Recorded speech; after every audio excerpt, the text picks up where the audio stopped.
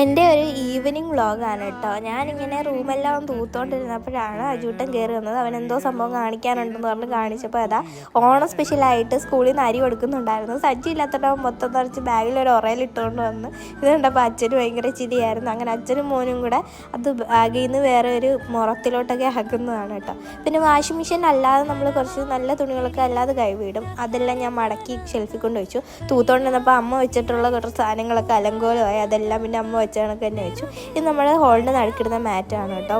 പിന്നെ ഞാൻ ഇത് ഹോളിൻ്റെ നടുക്കോട്ട് വെക്കാൻ മേടിച്ചൊരു സംഭവമാണ്. നല്ല രസമുണ്ടായിരുന്നു കേട്ടോ.